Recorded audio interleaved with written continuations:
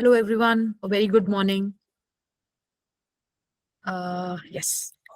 So we'll just wait for another minute. I can see a lot of people are joining.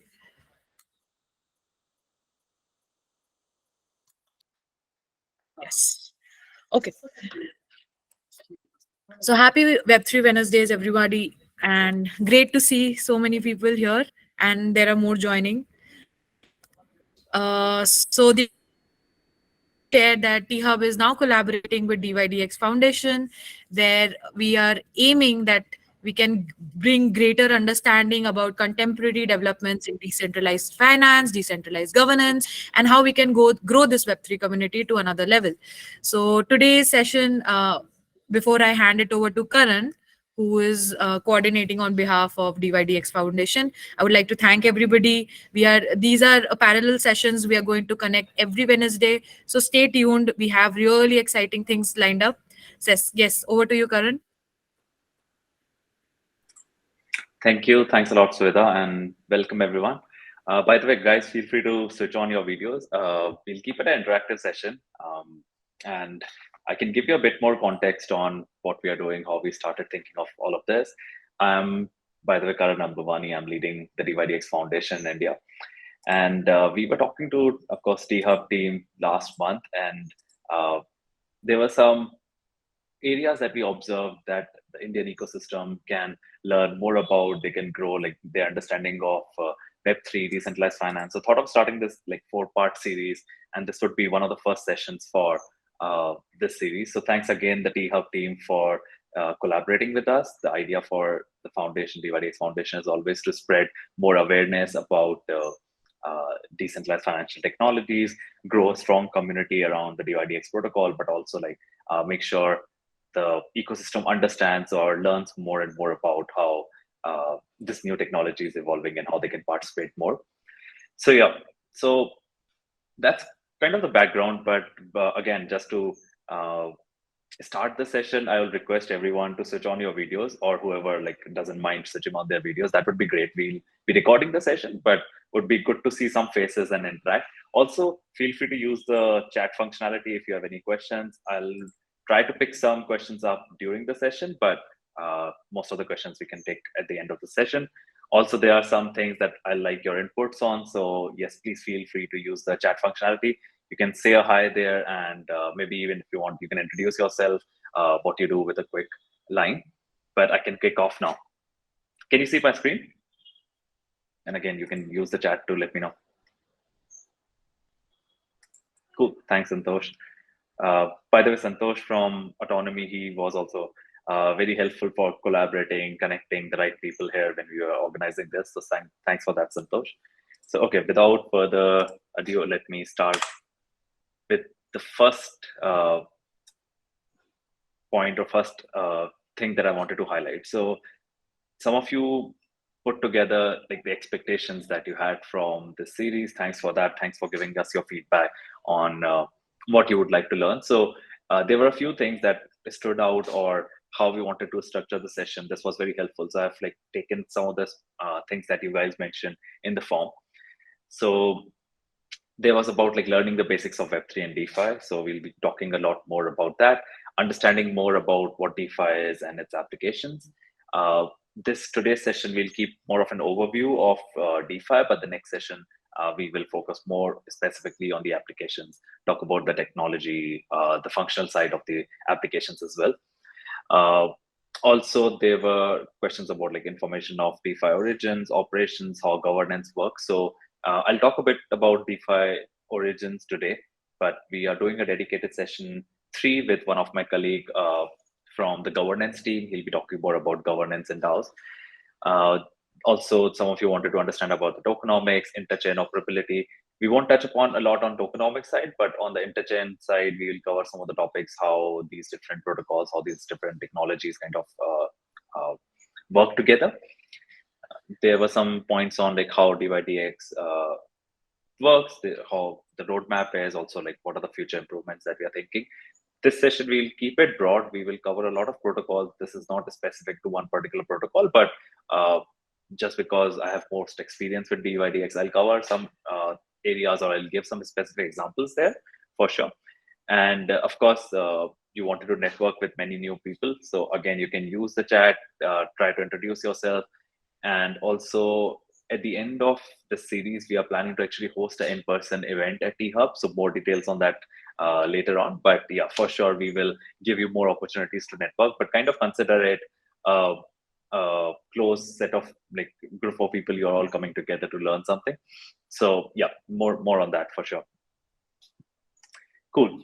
So this is how like the entire program looks like. Today we are going to talk about introduction of DeFi. This is the first session, and every Wednesday for the next 4 weeks we'll be talking about more specific topics. So for example, next week, as I mentioned, we'll be covering on different decentralized applications, DeFi applications, uh, how they work technically, as well as like what are the business requirement for those applications. The third session is going to be specific for governance of decentralized products, and also a bit on DAOs, which are these new organizational structures that we'll talk more about. And the fourth session, we will keep more focused on community and growth. So when we were talking about like organizing this series, we were thinking about like, okay, who would be the target audience? Who are the people who are actually coming to us and are interested in learning about this? So we identified, of course, like there are a lot of students that want to learn, but there are a lot of entrepreneurs who are building Web3 companies, or even those who are building like fintech companies, and they're interested in decentralized finance. So some of that is focused on that, like let's say how you grow your protocol, how you grow your community, or you grow your like product overall. And also the DeFi governance and DAO session would be focused a bit on any university clubs, any education institutes that want to participate more in governance, more in research on DeFi. So you must have observed uh, a lot of universities in the US are super active in DeFi governance, but that's still not the culture that has developed in India a lot. So yeah, that's something that we will talk about it as well. So every session is kind of targeted for particular set of people, but overall it's a broad overview. So I'm sure like most of you will enjoy what we are going to talk about here. Cool. So on the first session, we will of course start with what is DeFi, and I'm not going to answer that. I'll ask you guys so that I understand a bit more on how familiar you are with the topic, and so that we can also like tailor a bit according to your needs. We'll touch upon some of the inefficiencies of traditional finance and how this entire decentralized financial space evolved, or why it was started in the first place. Yeah, again, like challenges with the traditional financial ecosystem. A bit on the history of DeFi, the origin, which were the early protocols and everything.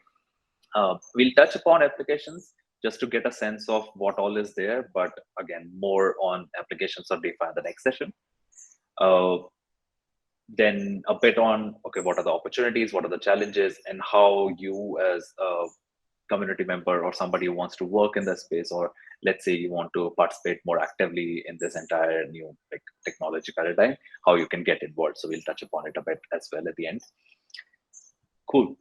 Is there any questions before we kick off?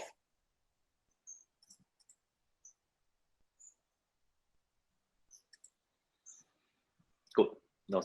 No questions. We can maybe start with the first section, but I can quickly introduce myself before we go there. So I'm, as I mentioned, leading the dYdX Foundation in India, and I have been focusing on growth strategy, product for many decentralized financial applications, Web3 applications. I've been in this space for almost 6 years now. I started a decentralized perpetual exchange a couple of years ago, led an initiative called Open DeFi Alliance. This was back in 2020, which is usually called like the first summer, that period when a lot of growth in DeFi happened. So I started this alliance with some key DeFi protocols, and also I was leading strategy operations for Consensus in India before getting into this. And if you don't know about Consensus, it's one of the leading development studios for F3. So if you're familiar with the tools like MetaMask, Truffle, they are all kind of Consensus products.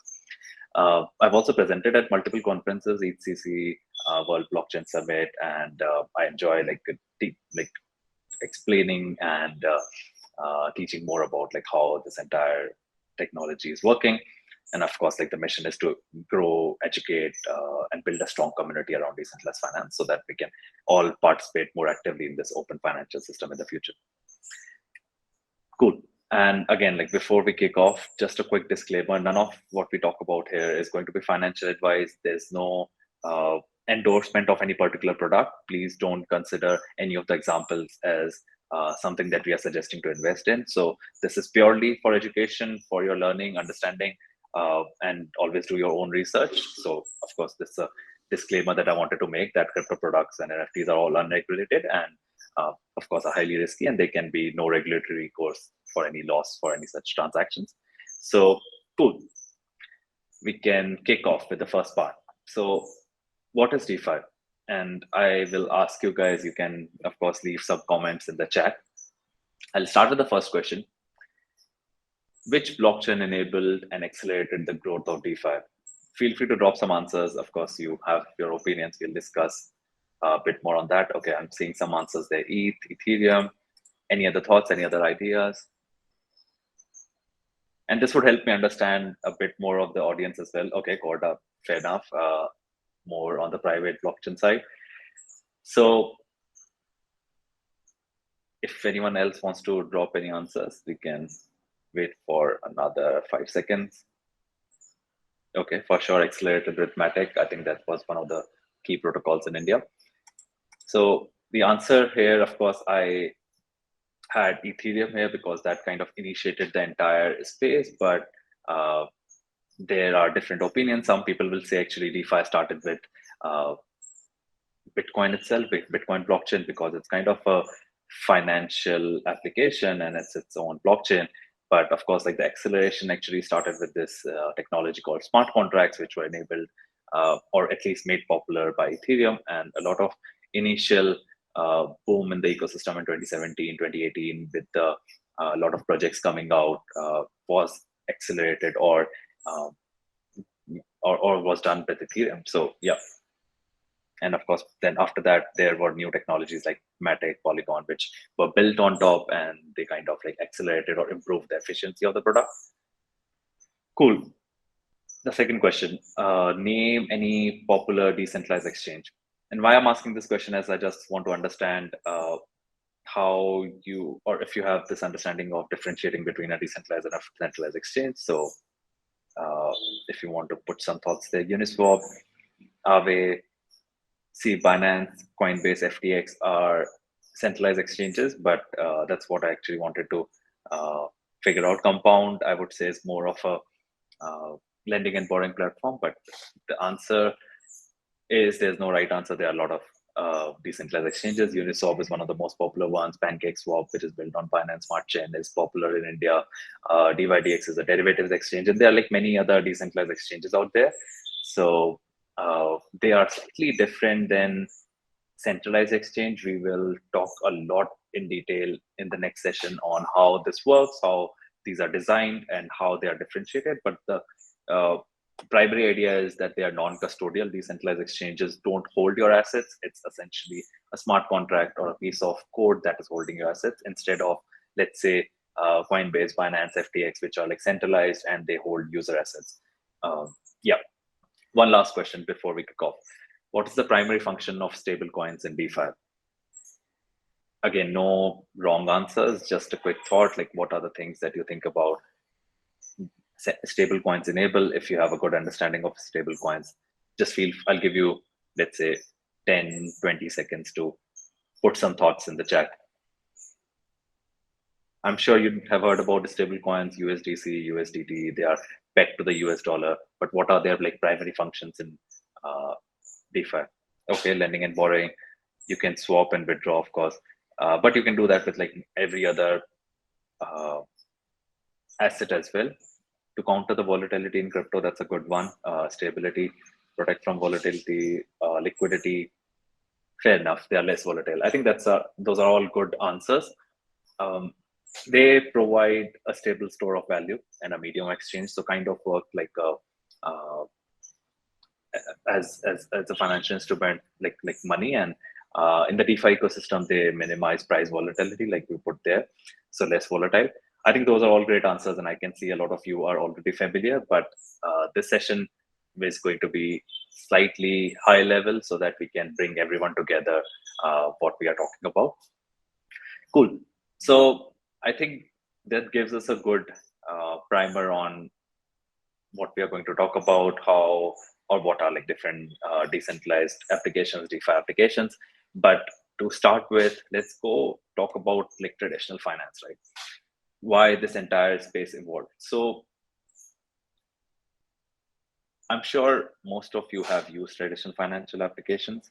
And right now, when I say traditional finance, I'm considering like everything, even like digital applications that are currently being done without decentralized, also without digital assets, which are more like managed by central parties. So the issue with traditional finance is that there are a lot of intermediaries, there are a lot of people in the middle managing or ensuring many different functionalities of the process. So they kind of broker for trust, they provide liquidity, there are intermediaries for making sure the settlement happens, there's a finality of the settlement, and also there are intermediaries just ensuring on security of transactions, so security of participating. So for example, even a simple example of, and I'm giving a very crude example here of security, like transferring banknotes from one point to another point requires like a dedicated security. And that's like a real, like when I say security, that's like really involving security, but every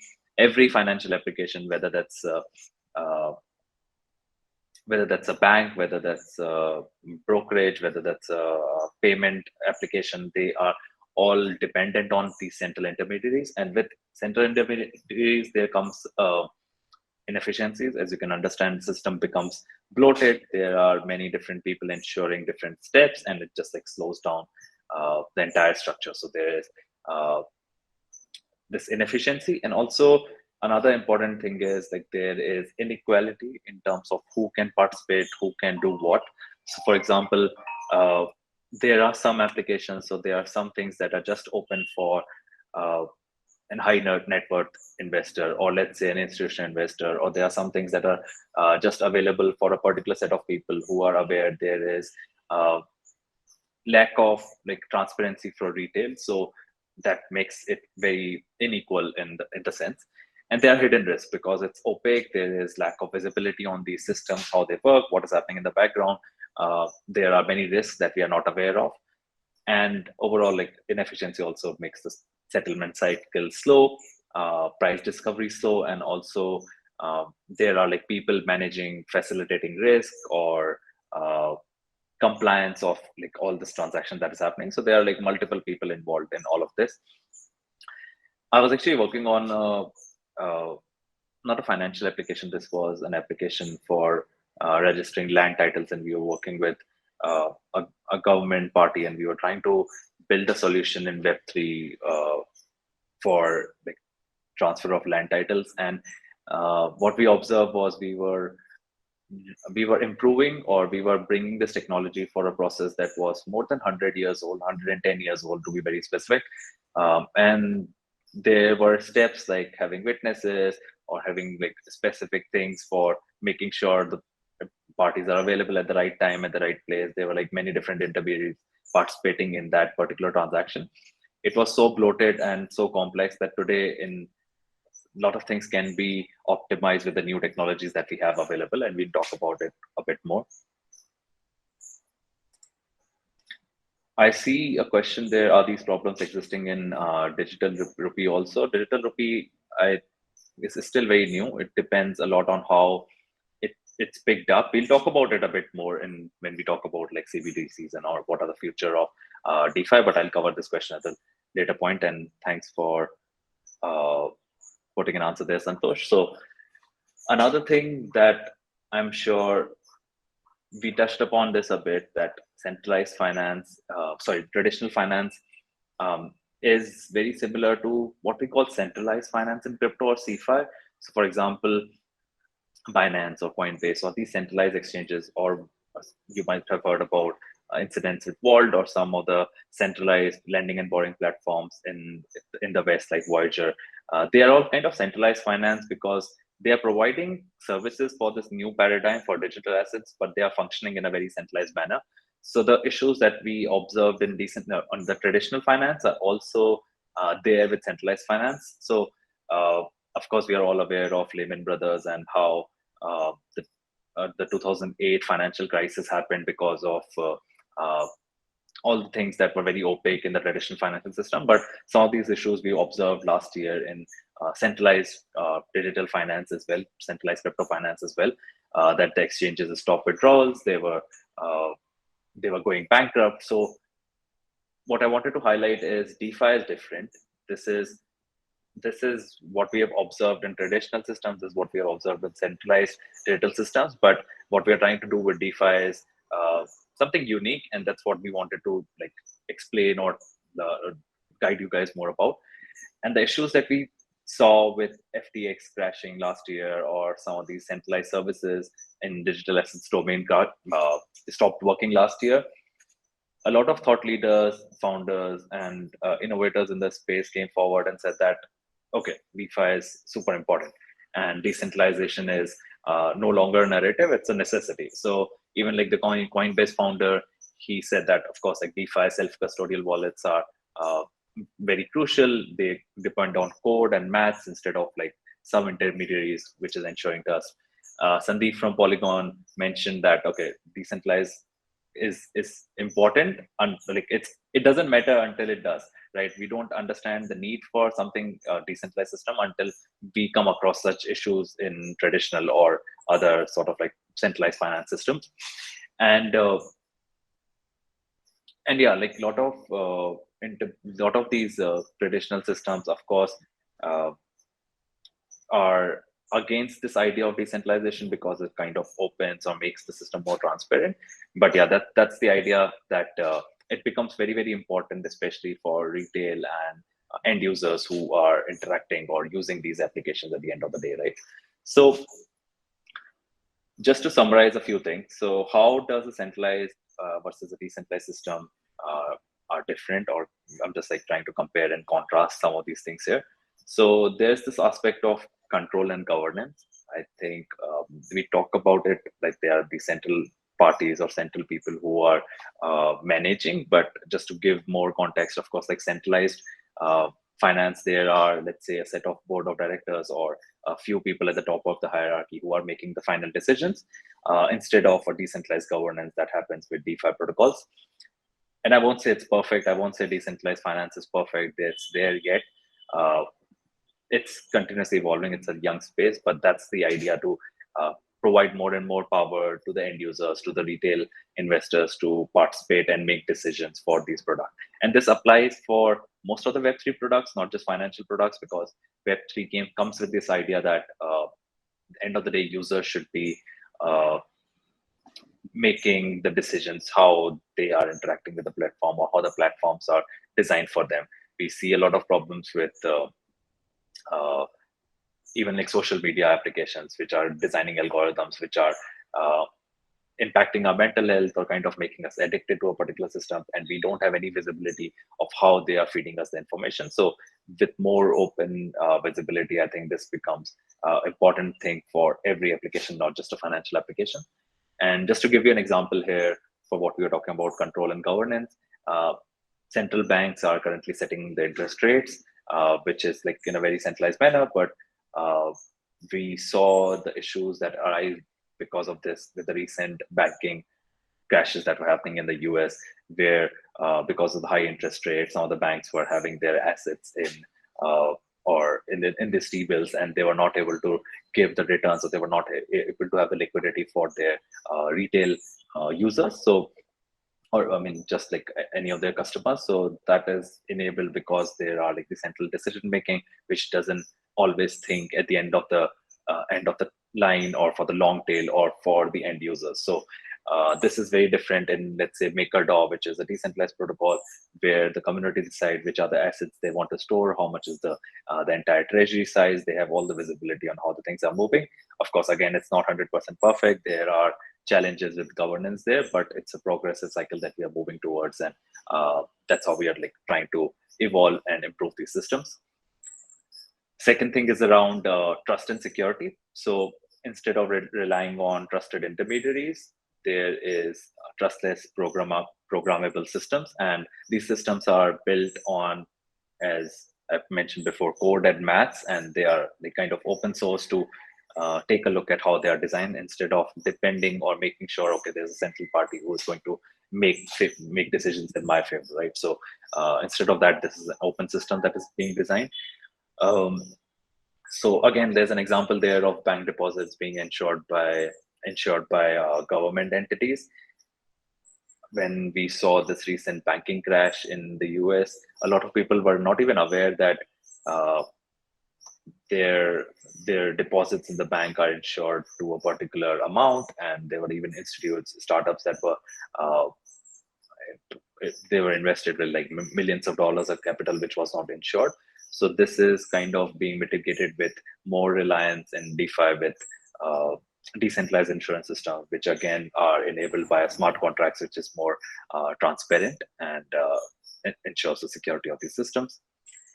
And the last thing on this is fee and efficiency. And we will talk about it again in more detail when we talk about the applications. But overall, it's more costly with a lot of intermediaries. With a bloated system, the transaction processing is usually slow. With decentralized systems, we can make sure that the front transactions are faster and the fees are lower.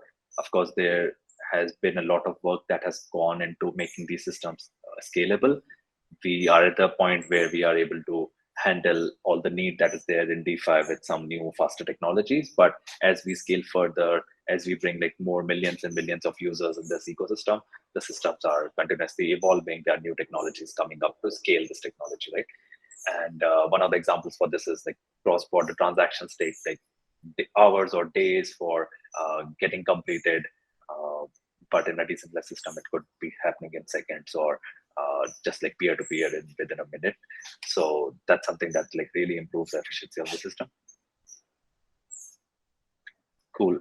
Just let me quickly take a look at the chat and see if there are any questions we can pick up.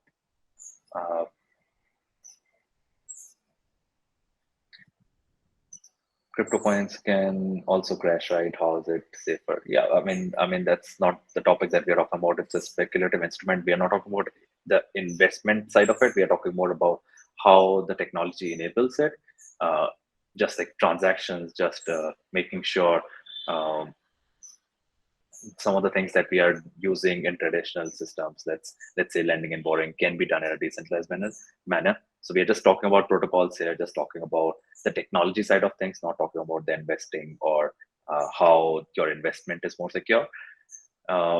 Government of Telangana enhance the system and using blockchain for registering properties. Yes, I think I was just giving that example there that we were trying to implement a process which is very old and a new kind of fitting a new technology into it. But of course, since then, and this was 5 years ago that I was doing it, since then, a lot of things have evolved and governments have taken it very positively. They have understood the systems very well. They have very good competence of how this technology works. And that's why like we are seeing some good systems that are coming out of it.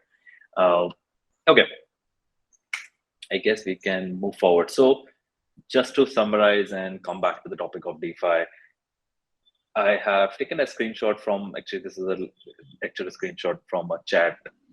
This was, I think, back in 2017 or 2018. Some of the early founders, like 0x Protocol, Dharma Protocol, they were building this new technology space. They didn't have a name for it. They were discussing ideas like, what should we call it? We can maybe call it like Open Horizon, Open Finance, DeFi, Decentralized Finance. So they were just coming up with this name. And this is just a slide I wanted to put there to show you some history of DeFi. And then there was discussion and some people came, okay, I think the name DeFi sounds good. It kind of rhymes with the word DeFi as well, which is kind of going against these traditional inefficient systems. So I think that's how the word was adopted. And that's kind of the history of where the term DeFi originated from. But to talk more about how you can distinguish or how you can like sense if a particular system is DeFi or not. So there are a few questions you can ask, and this is a study done by Wharton University for how to essentially like create a flowchart for understanding if a system is decentralized or DeFi system or not. And one of the questions is like directly mediates the transfer of value. Is there like a central party mediating the transfer of value?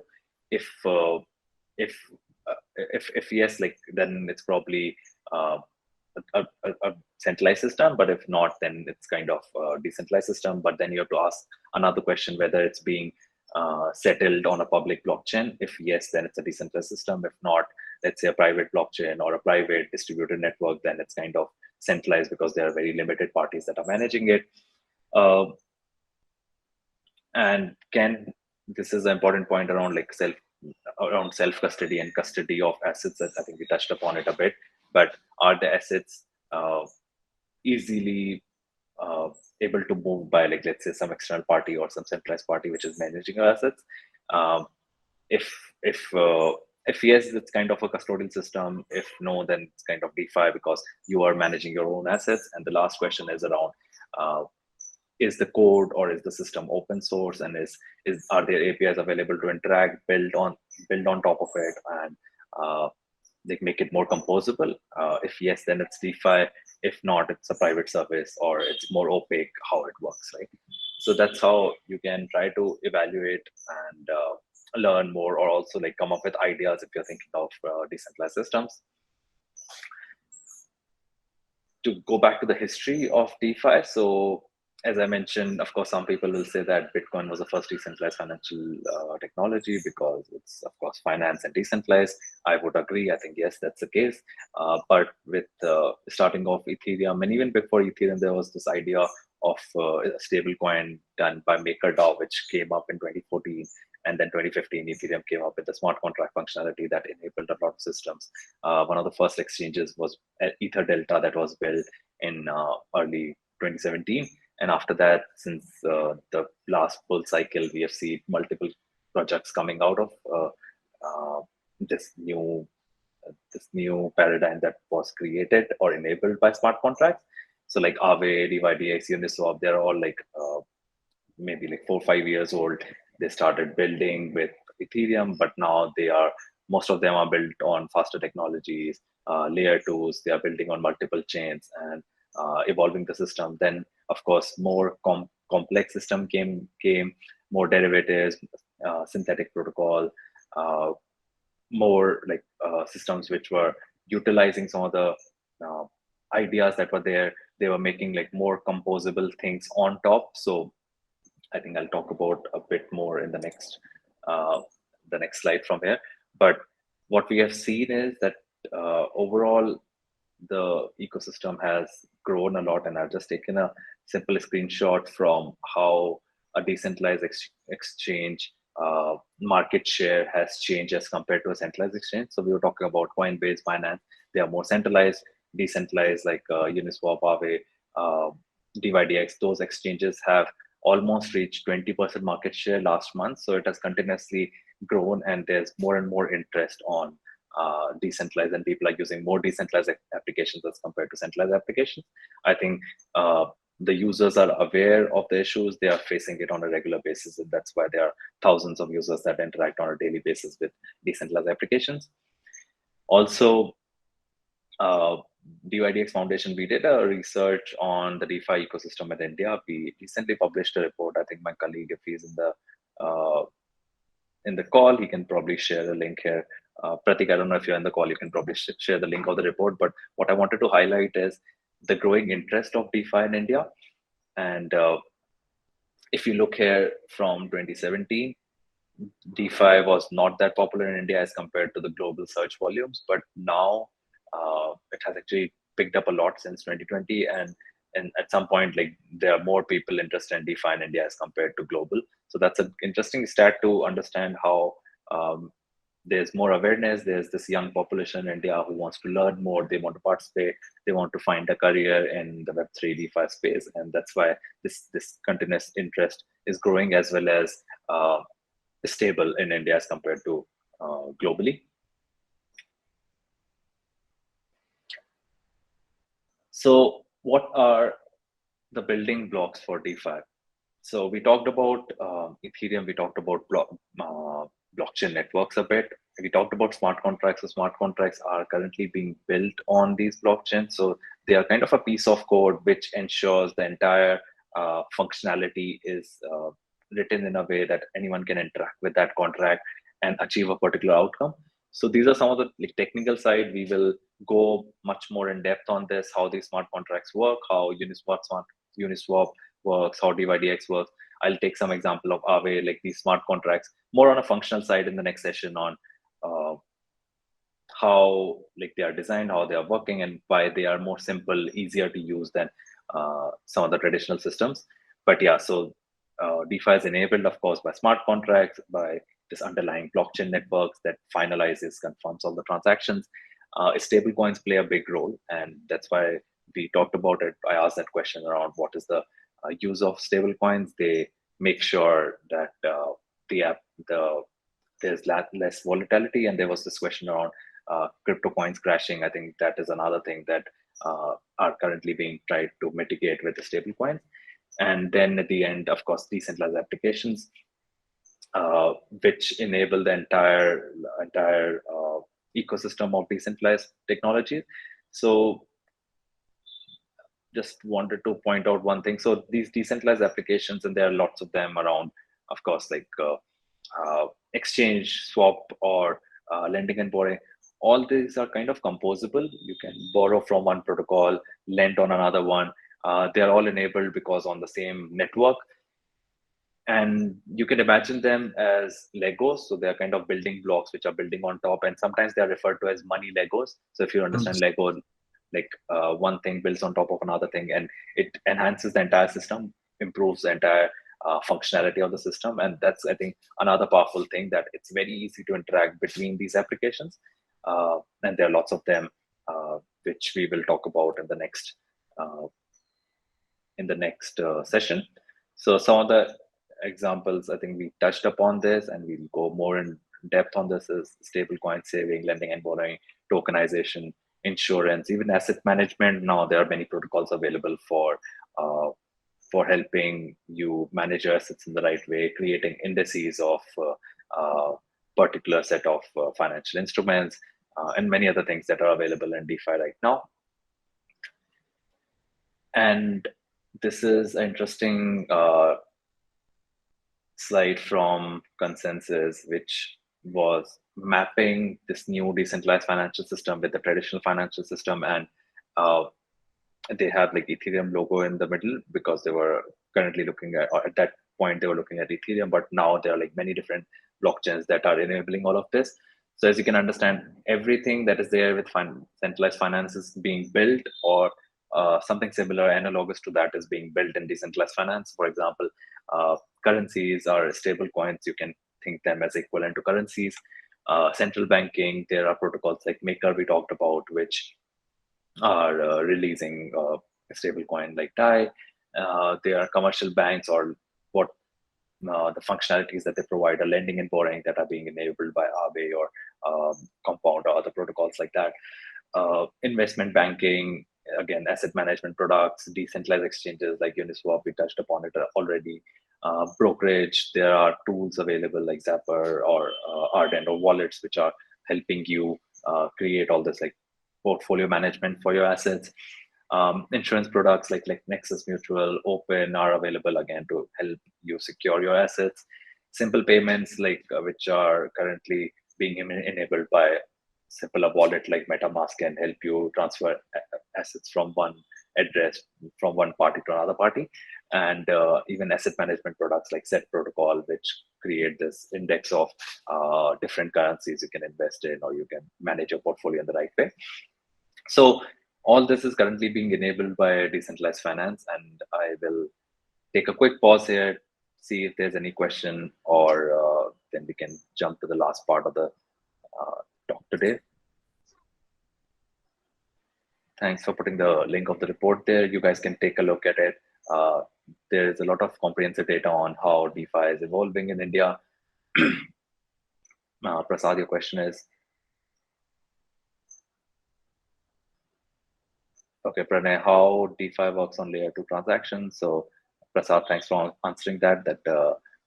Kind of on layer 1, but layer 2 is basically more scalable, faster network. So layer 1, you can consider the blockchain we talk about, Ethereum, or Bitcoin. You can consider kind of them as layer 1, and layer 2s are something that is built on top, which do faster batching of transactions and then finalizing them on the layer 1. We'll talk more about it in the next session. That's kind of more technical for today's talk.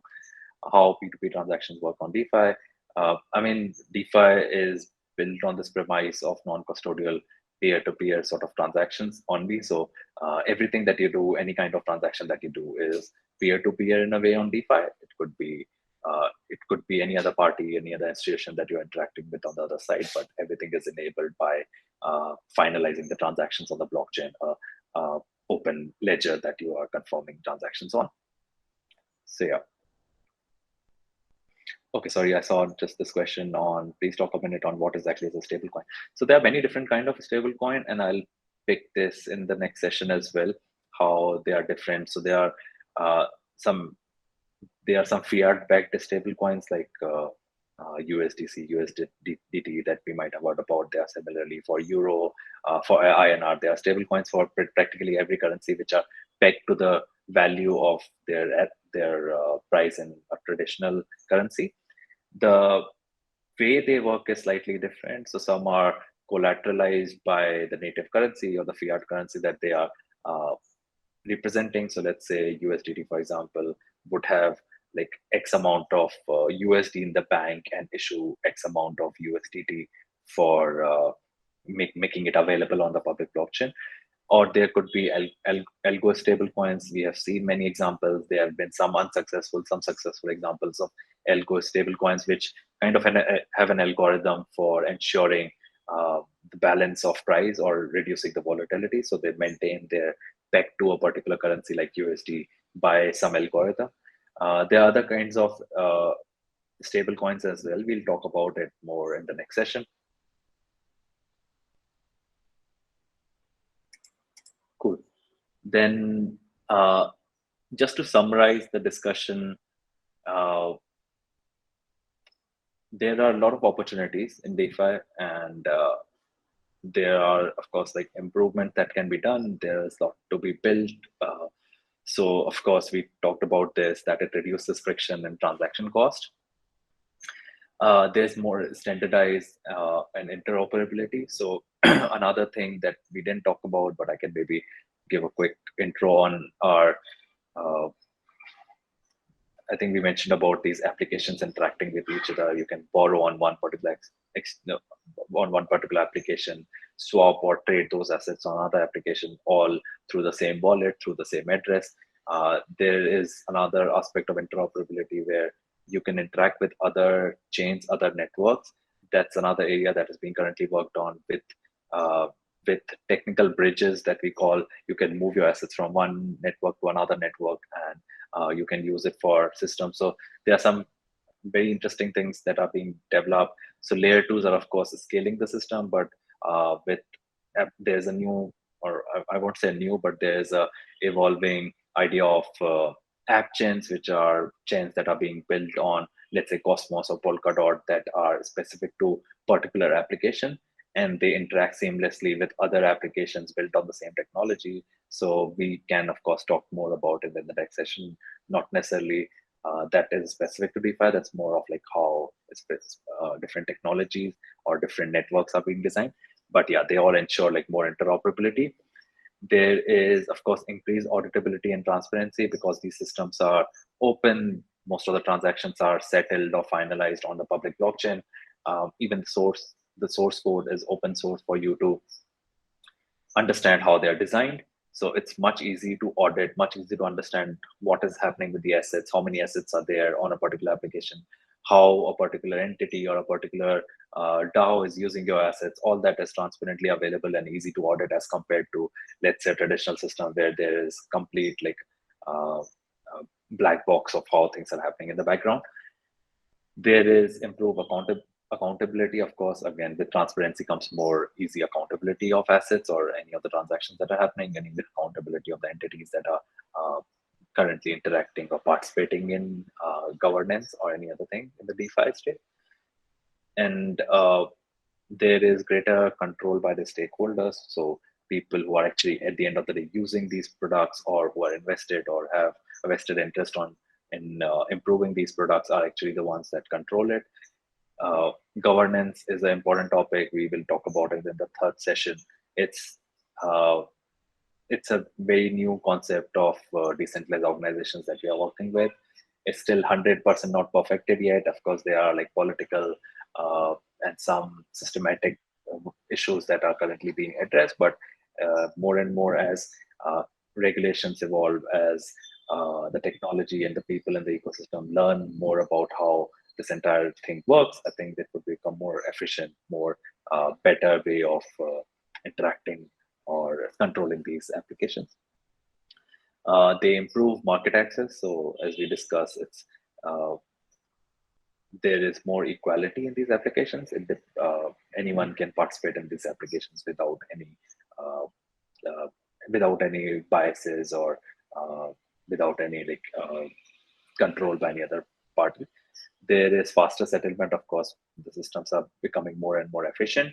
In the last 5 years, we have seen the technology become much more faster than it was previously.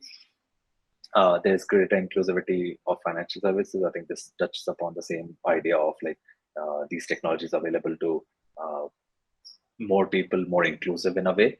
And this is permissionless innovation because because the code is open source.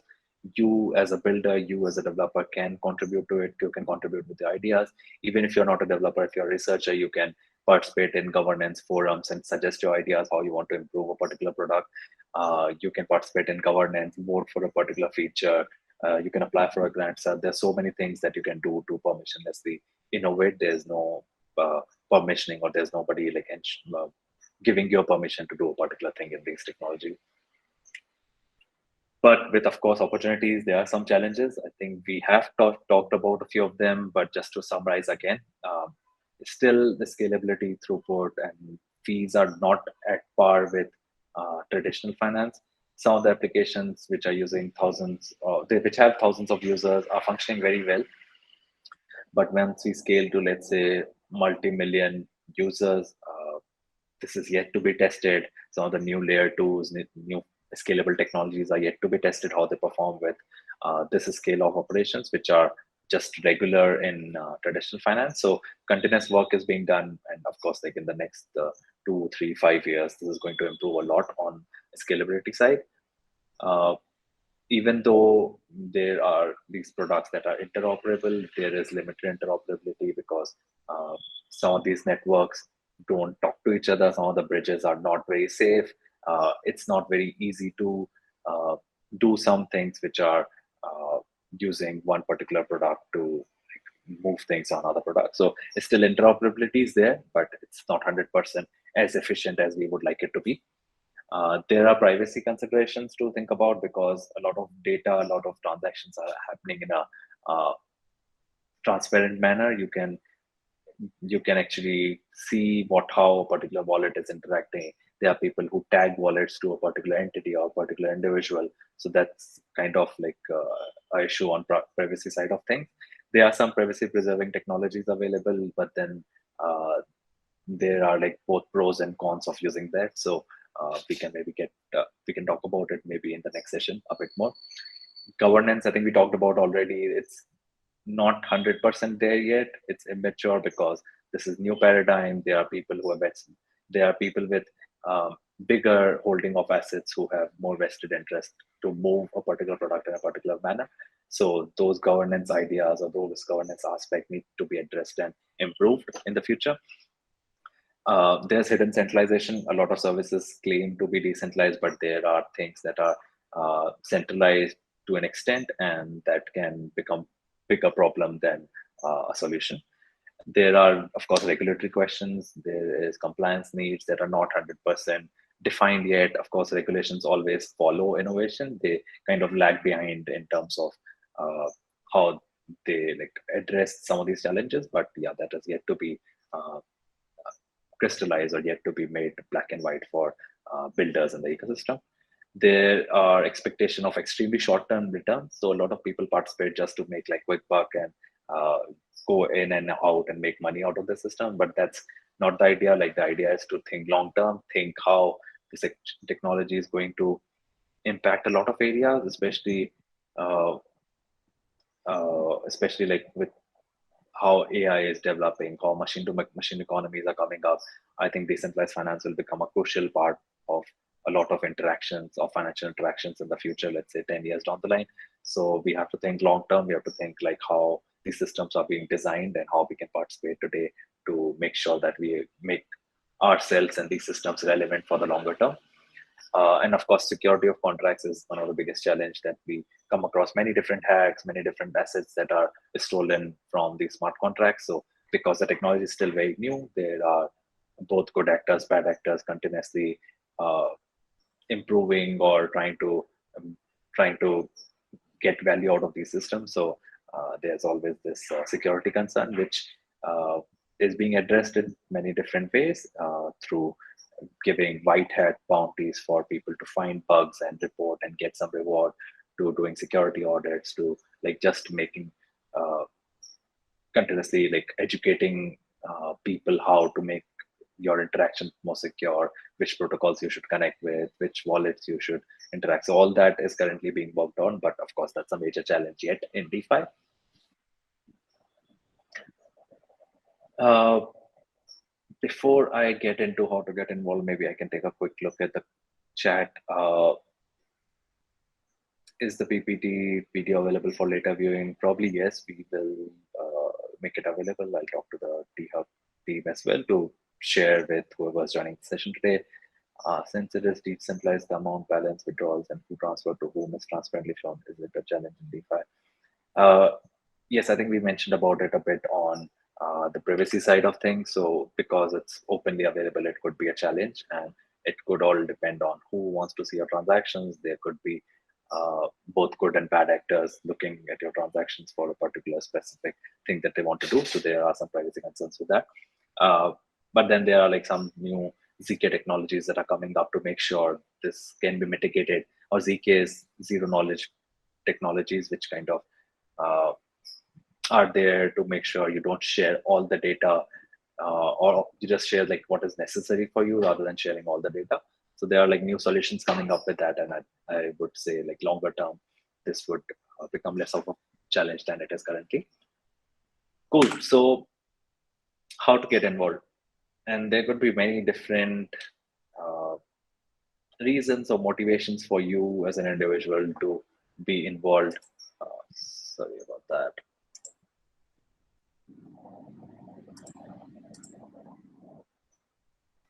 Sorry, let me just share my screen once more.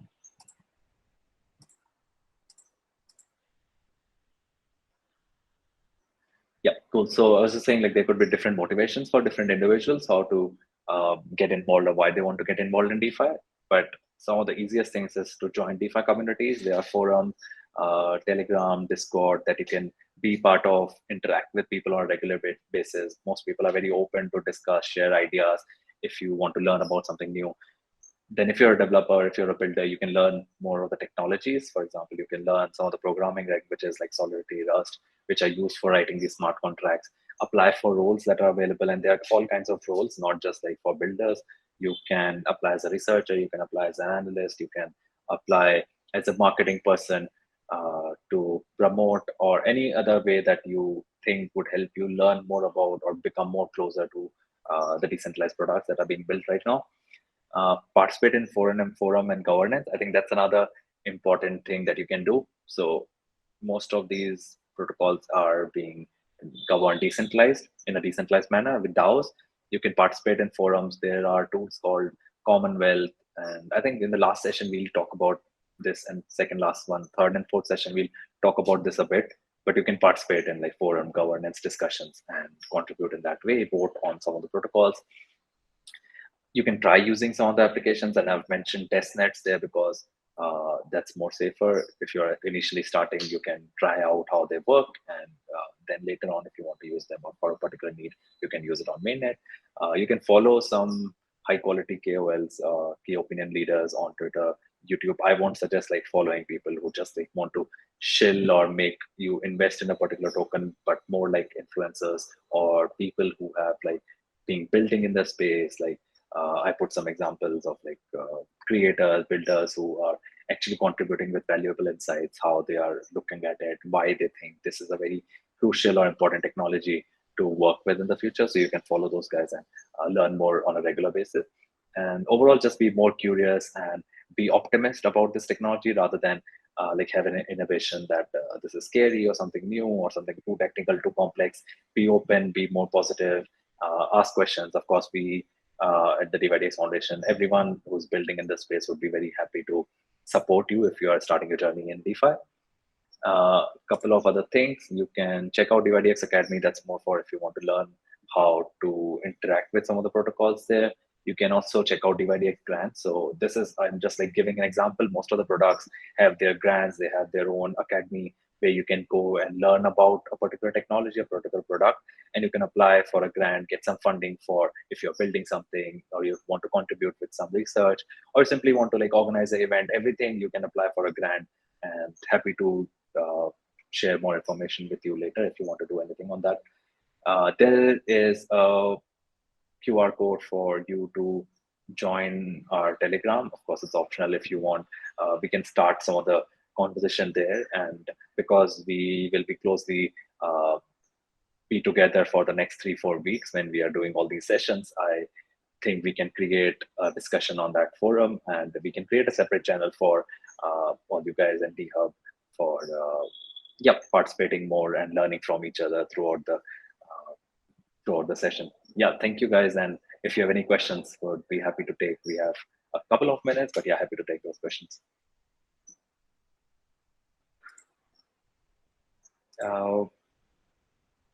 Any roles for sales? Okay, so I think there are many business development roles available out there, which are essentially understanding your own particular product. Let's say you join a particular protocol or organization and they want to interact with any other product, integrate or build or use any other product. So there are a lot of business development roles available. I haven't come across many conventional sales roles, but of course, marketing is there. You can market, promote the products to get more users. Of course, there are many roles available out there that you can check out on different website. You can actually simply search Web3 jobs. There are many portals which are dedicated for Web3 or DeFi that you can probably look at. There is Aisha, you have a question. Feel free to jump in. Cool, Suveda, over to you. I think if there are any questions, I'll be happy to take it later. You can join our Telegram, but thanks again, guys. Thanks for taking the time. Thank you, Karan. Really insightful discussion. And thank you, everybody, for participating. We had about 60 participants, and I think a few people left. But yes, thank you for joining. We'll meet you next Wednesday. And please block your calendars for 10th of May at THub. This will be a physical event, so we'll be happy to host all of you. And we'll keep you updated about what's happening with THub and dYdX Foundation. Yes, thank you again. Thank you, guys. Talk to you next time. Thank you. Thank you, Karan. Thanks to your team. Bye. So yes, I've been getting some questions. The next 2 sessions will be virtual, but the 10th of May session event will be a physical one at THub. So yes, stay tuned. We'll keep you updated.